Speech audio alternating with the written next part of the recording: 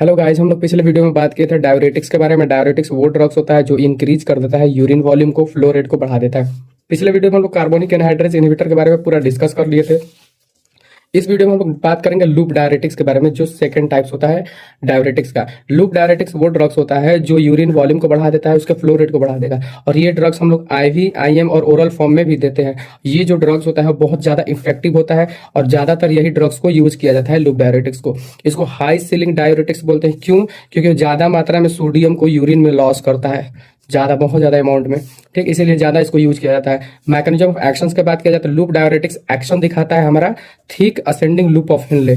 Thick ascending loop of Henle ये वाला reason में एक्शंस दिखाता है। और यहाँ पर कुछ ट्रांसपोर्टर्स होते हैं जिसका नाम है सोडियम पोटेशियम 2 क्लोराइड चैनल। इसको ब्लॉक कर देता है। क्यों? क्योंकि यही चैनल्स जो होता है, जो ट्रांसपोर्टर होता है, वो सोडियम को वापस से ब्लड में ला रहा था। ठीक, तो सोडियम को वो ब्लड में ना लाकर यूरिन में ला देगा, जिसके कारण यूरिन का वॉल्यूम बढ़ जाता है। ठीक, और जितना ज्यादा सोडियम यूरिन में आएगा उतना ज्यादा उसके पीछे पीछे कौन सा आएगा? वाटर भी आता है। इसीलिए हाई सीलिंग ड्रग्स को बोलते हैं। अब बात करते हैं इसके ड्रग्स के बारे में।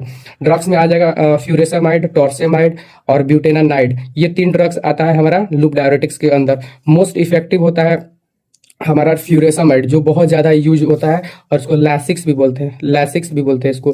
ठीक, और ये टॉर्सामाइड जो होता है लॉन्गेस्ट एक्टिंग होता है, सबसे ज्यादा देर तक काम करने वाला ये ड्रग्स होता है। बात करते हैं इसके कुछ फंक्शंस के बारे में। इसका फंक्शंस ये होता है कि ये प्रोस्टाग्लैंडिन के प्रोडक्शन को बढ़ा देता है। प्रोस्टाग्लैंडिन के प्रोडक्शन को बढ़ा देता है किडनी से, और ब्लड सप्लाई को इंक्रीज कर देता है। ठीक, और एफरेंट आर्टरियोल्स को थोड़ा डायलेट कर देता है, डायलेट कर देता है। और इसी की वजह से क्या होता है, सेकंड फंक्शन हमारा कि जीएफआर इंक्रीज होता है, ग्लोमेरुलर फिल्ट्रेशन रेट भी इंक्रीज हो जाता है। नेक्स्ट बात करते हैं कि ये काउंटर करंट मैकेनिज्म को भी बढ़ा देता है। अब बात करते हैं इसके यूजेस के बारे में। ये कहां कहां पर यूज होता है? ये एक्यूट पल्मोनरी एडिमा का ड्रग ऑफ चॉइस होता है। ठीक, liver cirrhosis, cerebral oedema, hyper calcaemia, hyper kalaemia, hyper calcaemia, फिर हाइपरटेंशन, ये सारे कुछ प्रॉब्लम्स में ये ड्रग्स यूज किया जाता है। बात करते हैं इसके साइड इफेक्ट्स के बारे में।